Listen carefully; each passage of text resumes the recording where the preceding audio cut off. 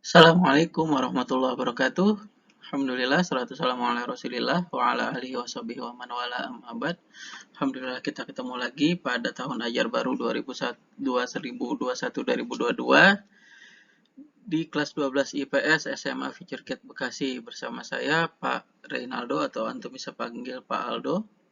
Kali ini kita akan masuk pembahasan bab persamaan dasar akuntansi, di mana sebelumnya kita sudah membahas di pertemuan pertama tentang akuntansi sebagai sistem informasi, baik ada sejarah tentang akuntansi, profesi akuntansi, bidang akuntansi, segala sesuatu yang sifatnya perkenalan tentang konsentrasi akuntansi ini.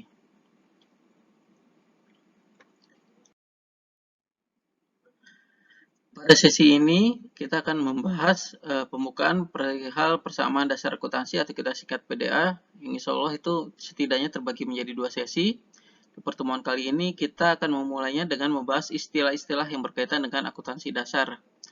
Semoga menjadi pembahasan yang bermanfaat bagi kita semua, termasuk saya yang menjadi murojaah kembali tentang pembahasan akuntansi dasar. Ini adalah foto dari buku yang kita bahas bersama dasar akuntansi. Di buku itu kurang lebih hanya 1,5 halaman, tapi pembahasannya sebenarnya bisa cukup panjang.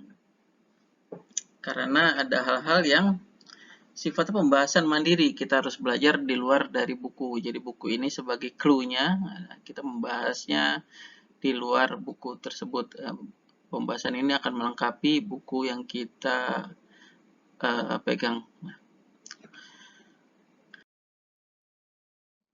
Ya, kita mulai pembahasan tentang persamaan dasar akuntansi atau kita singkat PDA. Jadi akuntansi ini memiliki persamaan dasar, yakni aktiva sama dengan pasiva, singkat ya awalnya. Jadi aktiva dan pasiva ini nilainya harus sama persis totalnya.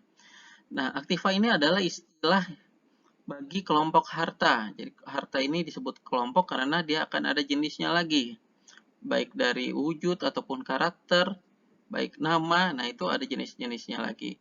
Demikian juga pasiva. Pasiva ini mewakili 2 kelompok. Kalau tadi aktiva mewakili 1 kelompok harta, kalau pasiva ini mewakili yang pertama kelompok hutang dan yang kedua kelompok modal pemilik.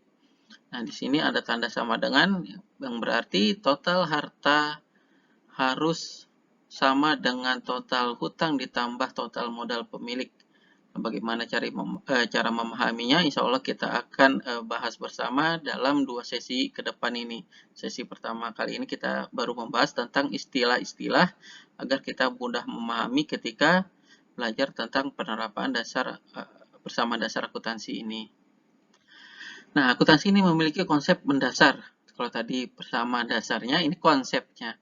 Jadi dalam akuntansi itu setiap terjadinya transaksi pada entitas usaha atau perusahaan akan mengakibatkan bertambah atau berkurangnya nilai dari salah satu atau beberapa. Nah, ini salah satu atau beberapa karena bisa jadi dalam satu transaksi yang bertemu bukan hanya 2 jenis akun. Nah, ini ada disebut akun atau 2 jenis transaksi, tapi bisa jadi lebih. Nanti contohnya juga ada, insya Allah. Dari jenis harta, hutang, modal, juga pendapatan dan beban dengan masing-masing anggotanya. Jadi, kalau tadi ya anggota atau jenisnya ya. Jadi harta ini punya anggotanya lagi, hutang, modal, pendapatan, beban ini ada subturunannya lagi. Karena adanya transaksi tersebut dan transaksinya banyak harus diadakan pencatatan.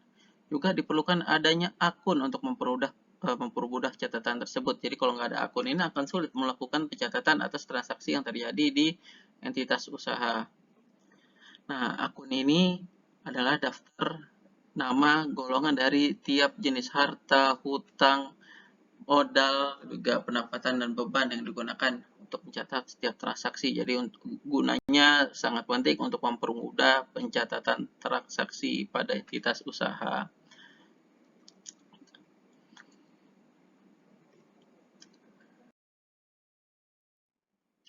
Nah, kita mulai pembahasan pertama itu tentang penggolongan akun. Akun ini terdiri dari dua kelompok. Pertama, akun real. Akun real ini akun yang terdapat pada neraca, disebut juga sebagai akun tetap. Terdiri dari akun harta, hutang, dan modal yang tadi ya. Yang pertama kita bahas di persamaan dasar akuntansi. Nilai saldo ketiga akun tersebut dengan masing-masingnya subakunnya akan terbawa ke periode selanjutnya. Nilainya bisa bertambah, tetap, atau berkurang seiring dengan perjalanan perusahaan.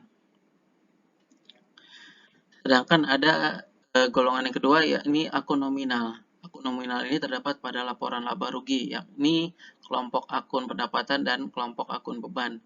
Akun ini harus ditutup setiap akhir periode, baik akhir periode bulan ataupun tahun terutama, agar tidak terbawa ke periode selanjutnya. Jadi, dia harus ditutup agar bisa diambil ikhtisar atau kesimpulan dari perhitungan laporan laba rugi tersebut. Laporan laba rugi ini sebagai bentuk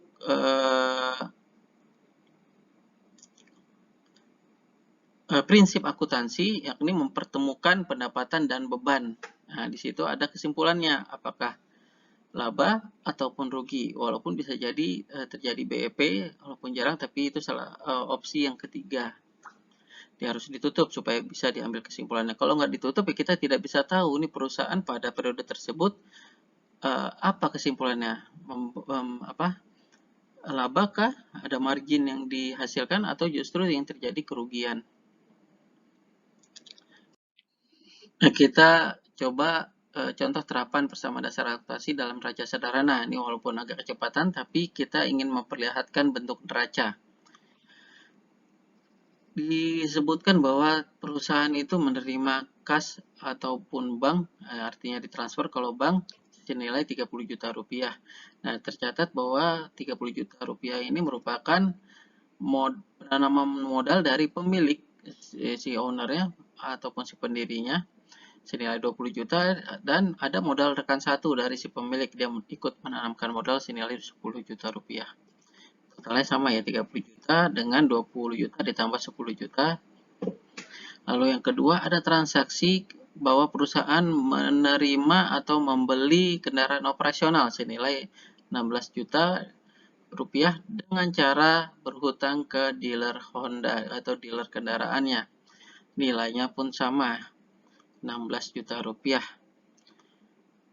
Yang ketiga, perusahaan mengadakan atau membeli perlengkapan kantor senilai 2 juta rupiah dengan cara membeli dari furniture store secara berhutang juga 2 juta rupiah. Bisa detail itu bisa jadi akad kredit ya, dicicil. Lalu juga perusahaan mencatat menerima kendaraan tambahan senilai 14 juta rupiah yang tercatat sebagai adanya penanaman modal rekan kedua dari si pemilik. Ya, pemilik ini ada rekan lagi yang ikut menanamkan modal dalam bentuk barang senilai 14 juta rupiah. Nah, di sini kita bisa lihat di sisi kiri ini adalah gambaran kelompok aktiva. Aktiva atau harta perusahaan. Jadi kas, perlengkapan kantor, kendaraan operasional, bagaimanapun cara pengadaannya, apakah berhutang ataupun penanaman modal, atau bisa jadi nanti pembelian dari harta juga, membeli kendaraan dengan cara tunai. Nah, itu semuanya ada di kelompok aktiva. Sedangkan di sisi kanan ini adalah kelompok pasiva. Hutang dan modal itu adalah kelompok pasiva, menjadi kewajiban perusahaan kepada pihak luar dan pihak pemilik usaha. Ini adalah gambarannya, sebelah kiri dan sebelah kanan nilainya itu sama, totalnya itu sama, pertambahannya apapun sama, dan bila ada pengurangan nilainya akan selalu sama kiri dan kanan, meskipun nantinya yang berubah hanya di kelompok aktiva, tapi tetap secara total harus sama. Ya, kita masuk pembahasan tentang harta. Harta ini adalah sumber ekonomi yang dimiliki oleh perusahaan yang diharapkan akan memberikan manfaat kepada perusahaan di masa depan. Beberapa contoh tentang akun dari harta ini adalah yang pertama, kas atau bank. Kas atau bank ini adalah dana perusahaan, sifatnya kas tunai di perusahaan ataupun yang tersimpan di bank. Yang kedua adalah piutang usaha. Akun ini digunakan untuk mencatat transaksi penjualan yang akad membayarnya itu adalah tunda ataupun kredit. Jadi pembeli itu ketika membeli barang ataupun jasa, dia memilih akad bayarnya tunda atau kredit. Nah, itu akan dicatat di kelompok piutang usaha.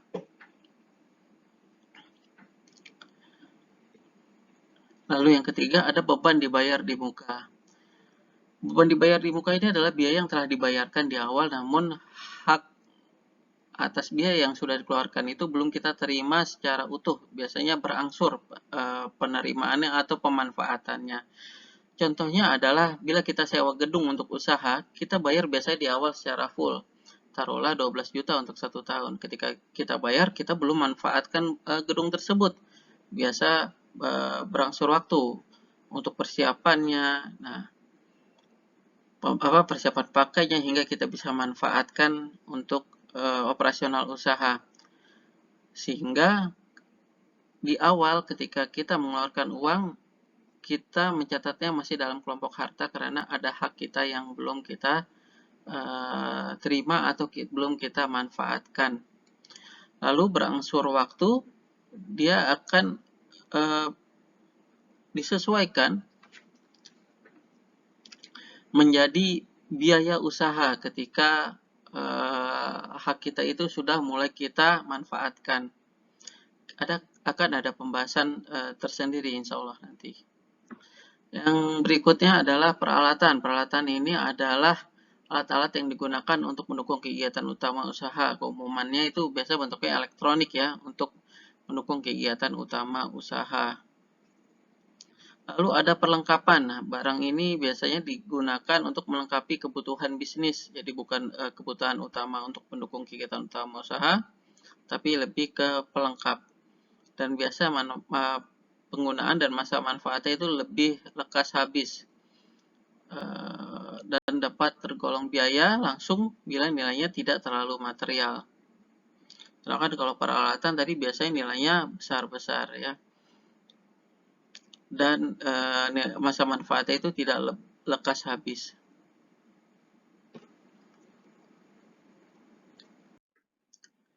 Ya, di pembahasan harta yang berikutnya ada investasi jangka panjang. Jadi investasi jangka panjang ini sebuah perusahaan bisa jadi dia memiliki dana lebih yang pasif untuk ditanamkan dalam bentuk modal, baik saham, obligasi, atau langsung sebagai pemilik usaha entitas lain yang produktif.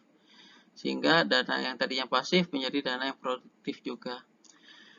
Berikutnya juga ada persediaan barang dagang. Ini barang dagang yang tersedia siap untuk dijual. Berikutnya ada mesin. Mesin ini yang digunakan untuk pendukung usaha ataupun produksi. Lalu ada juga gedung atau bangunan yang digunakan untuk usaha, dan bangunan ini harus terdaftar sebagai milik entitas usaha, bukan gedung yang disewa. Ada lagi tanah. Tanah ini juga sama statusnya harus milik entitas usaha. Dan yang berikutnya ada kendaraan. Sama statusnya juga harus kendaraan milik agar tercatat sebagai harta perusahaan. Dan kendaraan ini digunakan biasanya antara untuk transportasi usaha, untuk antar jemput atau keperluan bisnis lainnya, ataupun pendukung di divisi produksi. Bentuknya sama-sama kendaraan, tapi bisa jadi divisinya beda. Satu di divisi kantor ataupun administrasi, yang satu di divisi produksi. Masih juga kelompok harta. Ya, ini harta perusahaan yang tidak berwujud. Kalau tadi mungkin terlihat wujudnya, kalau ini tidak terwujud, tidak berwujud. Nah, ada franchise, ada hak paten, hak cipta, dan merek dagang yang semuanya itu memiliki karakter yang sama, yakni konsep dengan masing-masing jenisnya ya. Franchise itu walaupun kita lihat dia ada bentuk barang ya, tapi yang dia jual pada awalnya adalah konsep. Barang-barang itu adalah pendukung konsepnya. Lalu hak paten ini juga adalah sebuah konsep dari bidang ilmiah, bidang yang intelektual. Dia menemukan sesuatu rumusan yang sifatnya intelektual, lalu dia bisa jual dia bisa daftarkan rumusan tersebut yang sifatnya unik ataupun baru, lalu dia bisa daftarkan sebagai hak paten atas penemuan konsep tersebut dan bisa dia jual kepada orang yang memerlukan konsepnya. Sama juga hak cipta ini bentuknya adalah konsep, dan merek dagang itu juga sama. Awal itu adalah konsep yang diwujudkan, konsep yang langsung diwujudkan dalam bisa dalam bentuk penamaan yang unik, nama yang unik, lalu ada logo yang unik, gambar yang sifatnya unik yang menjadi ikon khusus bagi usahanya dan tidak bisa digunakan oleh orang lain. Nah, jadi baik nama, logo, bentuk tulisannya atau gambar logo usahanya itu pertama dia buat, lalu dia daftarkan ke merek dagang, dan ketika itu dapat lisensi, dia bisa punya hak atas penggunaan hal tadi dan tidak bisa digunakan oleh orang lain dengan sembarangan. Mereka harus izin ke pemilik merek dagang tersebut bila ingin menggunakan merek dagang tersebut dengan cara yang legal. Nah, ini pembahasan tentang harta di karakter awal ya, di kelompok awal. Lalu kita akan membahas harta dari karakteristik lainnya ya. Ini karakteristik harta lancar dan berarti ada harta tidak lancar atau disebut sebagai harta tetap. Yang digolongkan sebagai harta lancar ini adalah karena jenisnya itu mudah dan cepat dikonversi, atau simpelnya itu dia likuiditasnya itu tinggi. Memang dia akan ada tingkatan-tingkatannya ya, tapi batasannya dalam kurang dari 1 tahun itu mudah dia berputar, diperjualbelikan atau diserah terimakan kepada pihak luar. Jadi bukan termasuk aset yang ingin dipergunakan jangka panjang, di steady aja di perusahaan, bukan.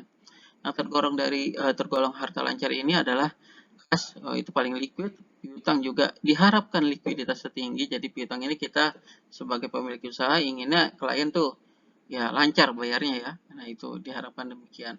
Lalu juga ada biaya dibayar muka. Nah, itu likuiditasnya atau jenis hartanya itu termasuk yang lancar karena biasanya di periode akhir tahun dia akan ada jurnal baliknya untuk pengakuan biaya yang manfaatnya sudah kita dapatkan. Lalu juga perlengkapan biasanya juga liquid ya, cepat habis, bukan hitungan tahun saja ya, sebulan biasanya perlengkapan itu sudah terpakai. Lalu juga ada surat berharga yang sifatnya jangka pendek, dan yang juga diharapkan likuiditas tinggi adalah persediaan barang ya. Jadi kita harap persediaan barang itu lancar terjualnya, dan sama halnya juga si konsumen itu lancar juga bayar piutangnya. Nah, dari harta lancar sekarang kita kenali harta tetap atau yang tidak lancar ya, tapi lebih condong disebut harta tetap. Dia tergolong harta tetap karena karakternya itu biasanya ada bentuknya, lalu digunakan lebih dari satu tahun, dan untuk kegiatan operasional perusahaan tidak mudah diperjualbelikan, harganya juga material. Jadi ini sebagai pendukung utama usaha ya, jadi bukan barang yang mudah diserah terimakan kepada pihak luar sifatnya, tapi lebih banyak dimanfaatkan jangka panjang oleh perusahaan. Yang tergolong jenis ini ya, gedung, mesin industri, kendaraan operasional dan produksi, juga tanah dan semisalnya yang memiliki karakter sama. Nah, ini masuk ke kelompok karakteristik harta tetap.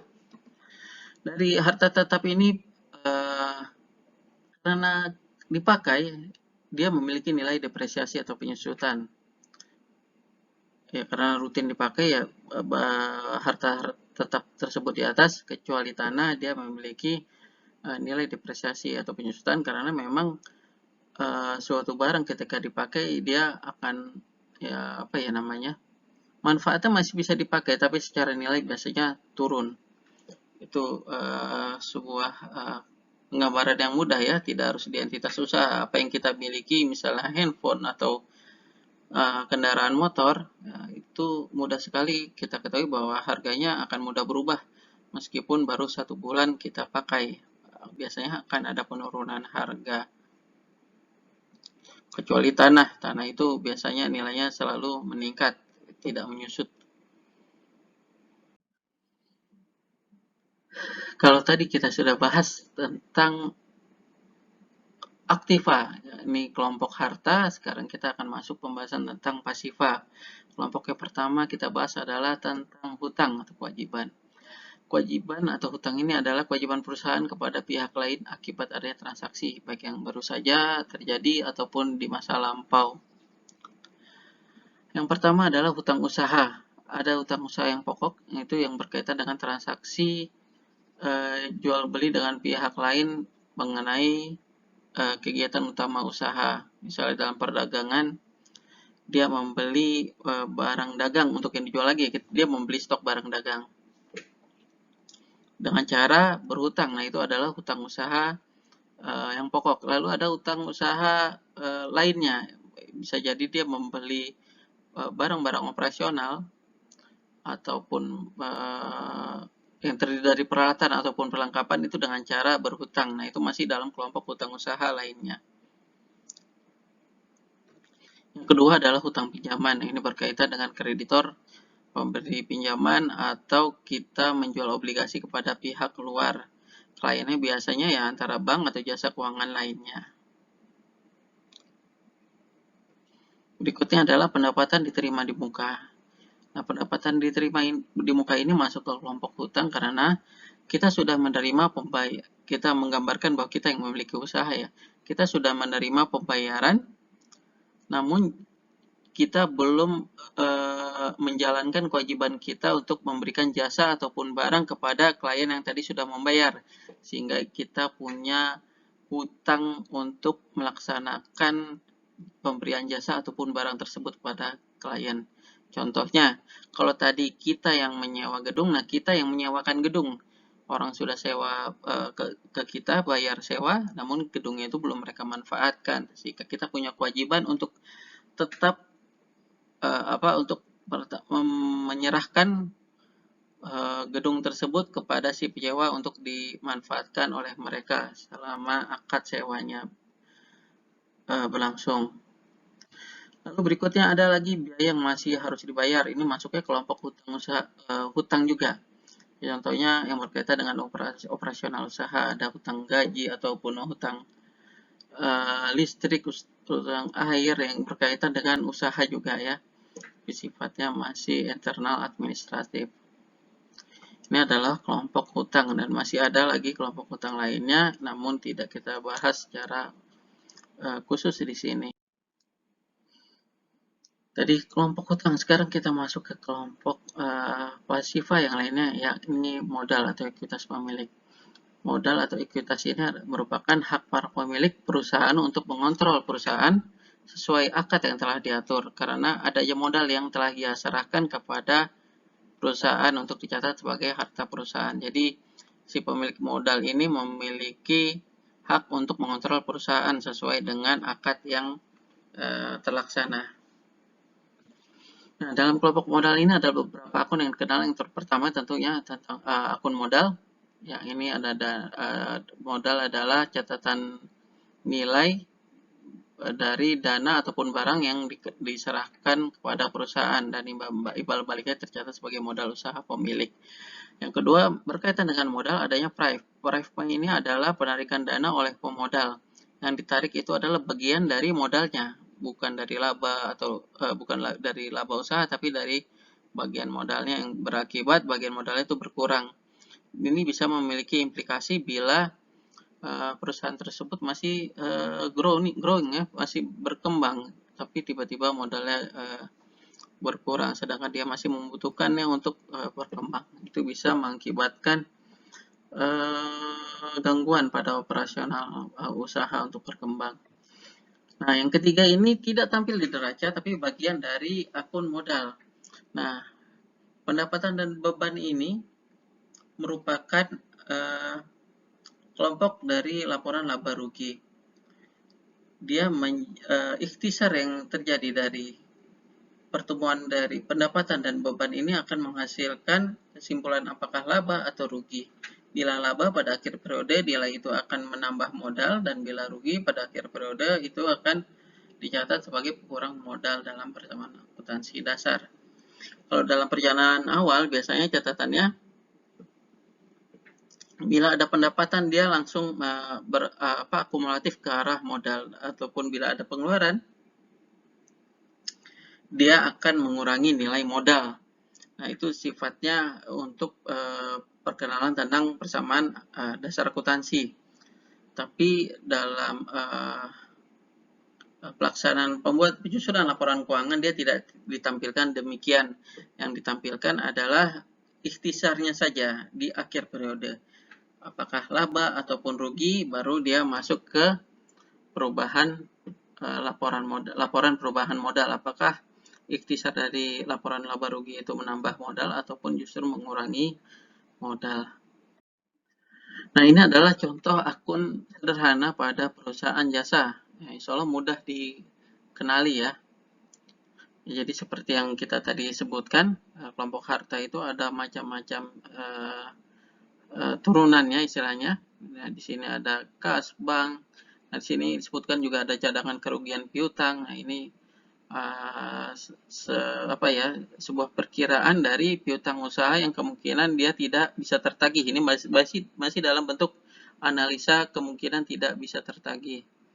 Lalu di sini juga akumulasi penyusutan kendaraan. Ya, tadi akibat kendaraan tersebut juga berjalan dipakai seiring waktu, nilainya secara laporan keuangan dia akan berkurang, nilai perkurangannya akan masuk dalam akumulasi ini.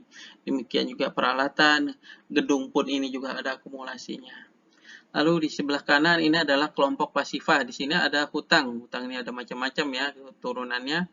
Lalu di sini ada kelompok modal, prive, pendapatan usaha, pendapatan lainnya. Di sini juga ada turunan tentang beban atau biaya-biaya. Lalu yang terakhir adalah biaya pajak. Ini adalah chart of account atau daftar akun yang perlu kita kenali sebelum belajar menyusun laporan keuangan nantinya. Insya Allah mudah ya, dan menarik sebenarnya untuk dipelajari karena ini bermanfaat bagi antum yang baik yang mau berprofesi ataupun ingin berwirausaha. Ya, alafu minkum atas mungkin penyampaian yang masih ada kurang ataupun tidak jelas bagi antum. Namun mohon maaf. Syukran jazakumullah khair atas perhatian antum semua yang mau menyimak ulang modul ini, modul bernarasi ini. Semoga menjadi ilmu yang bermanfaat. Di sisi lain, selain ini bisa antum pakai untuk pembahasan ulang, bisa juga untuk persiapan pengambilan nilai ulangan harian nanti. Ya, jazakumullah khair. Assalamualaikum warahmatullahi wabarakatuh.